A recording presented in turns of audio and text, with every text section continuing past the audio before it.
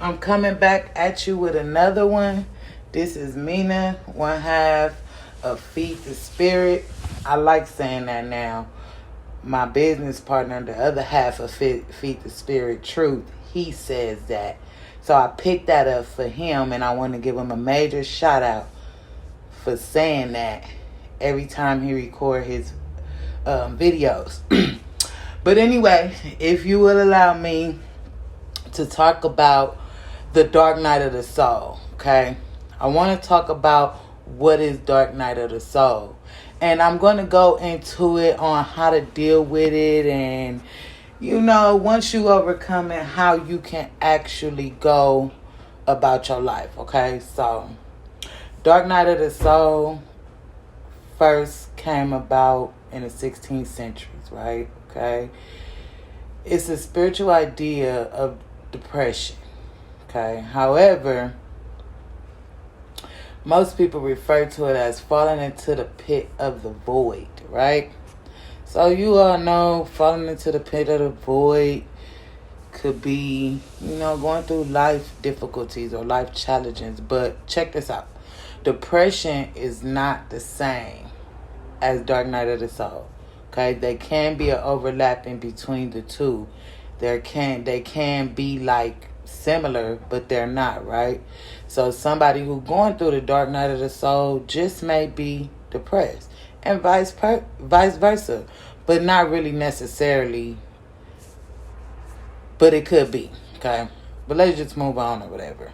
Depression is more of a mental health type of disorder, while dark night of the soul is more of like a spiritual elevation or going through something spiritually. Let's say that, right? So, but those of you who are going through depression and may think you might be going through depression, I strongly urge you to seek help. Comment, reach out to me. I'm here to listen, no judgment, give you some spiritual advice or any type of advice if you seeking it. If not, I'm just here to listen for you, okay? But let's talk about some of the stages of dark night of the soul, right? So, one of the main things of dark night of the soul is major disruption or triggering events, okay? We call this stage like the roller coaster, okay? This could be like betrayal or or injustice or illness or loss of job, and even sometimes losing a loved one could be part of dark night of the soul. You just gotta go into the spiritual realm and figure out what's going on when these situations occur. But another stage is loss of direction and hope. I'm seeing this in today's world a lot. People are like, I hate myself and I don't have no purpose and things like that. Well, that is an initial trigger of dark night of the soul. So to feel despair and hopelessness is just a part of it. It's a part of life. It's a part of going through the roller coaster. Like in stage 1, you might lose your job and you don't know what to do no more. So that's just an example. But just think about the journey through the dark night of the soul. You know what I'm saying? Like, rather of thinking of it as a rough patch and having you feeling hopeless, think of it as something that can bring you up to your next stage. Deep down inside, this is a journey that can really elevate you. For real, for real. Okay, but let's move on to stage 3, right? Rock bottom. The entire dark night of the soul is not easy. But at rock bottom, it's going to feel like a breaking point. You feel me? Like a threshold of pain. You know what I'm saying? So it's typically the darkest time in someone's life when you hit rock bottom. You ain't got nowhere to go. You don't have a job. You don't have a car. You can't feed yourself. Those are just to name a few. You become like emotionally numb. You isolate yourself. You don't want to talk to friends and families. One of often phrase that is used, it be like during the dark night of the soul, it be like family and friends have abandoned us. We feel abandoned. but really we isolated. You know what I'm saying? So it turns into the darkest hours of our life, but it teaches us valuable lessons if we're open to receive them. Okay, stage 4 is waking up to the truth, okay? There is light on the other side of that rock bottom, okay? So if you ready to really go through this dark night of the soul journey and really clean your life, and like I spoke on a few videos in the past, work on your shadow self, trust me, you will get through it. So waking up to the truth, it won't be easy, you know what I'm saying? But this stage can include physical symptoms such as stress and headaches, nausea and body aches, and even psychological and emotional manifestations, okay? So you might have the opportunity to go deeply into yourself because of this journey. You know what I'm saying? You might really have an opportunity to find out who you are and what triggered you, and back to stage 1. You know what I'm saying? But as you continue to go through this journey, you release things that are stopping you from transforming to becoming a better person, or becoming a person that you want to be, okay?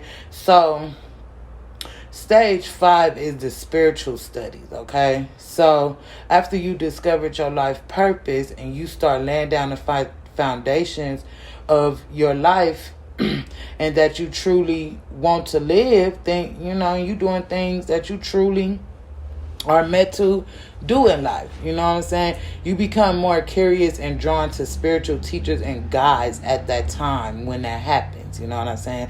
You slowly but surely start to act like a creator and build the life you want. You really, really do. Which brings us to the final stage, okay? It's authentically living. Being yourself 100%, no matter what. You don't care what nobody think, because you already been through this dark night of the soul, and you already been through the pain, and you already healed. You know what I'm saying? So, you know, as you come to a close, you'll discover a sense of peace and understanding and wholeness that has previously felt like it was lost, like it was never ever even there. You know what I'm saying? Like, as you go through the final stages of Dark Night of the Soul, you have a greater understanding of life, bigger picture. You know, the lessons you learn and the wounds you heal from, okay? So you transform your perspective, and you transform the pain and the suffering into wisdom, okay? Which enable you to move forward to an even more light and have even more light. You know, sorry for stumbling all over my words, but I'm really excited to share this message, you know. Some people don't have no clue about Dark Night of the Soul, but I'm here to enlighten us all as we continue to move forward, you know. So this help you be in a place where you have different world views, you know what I'm saying?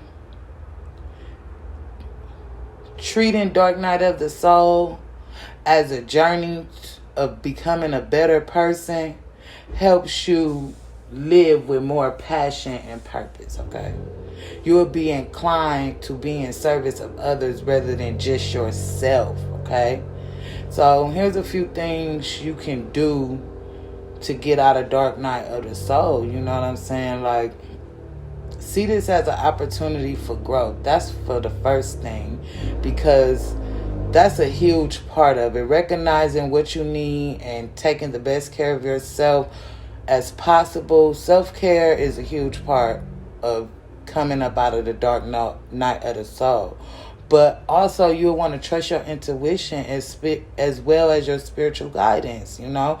That's another major part. You know, be willing to integrate the lessons and move on with serenity.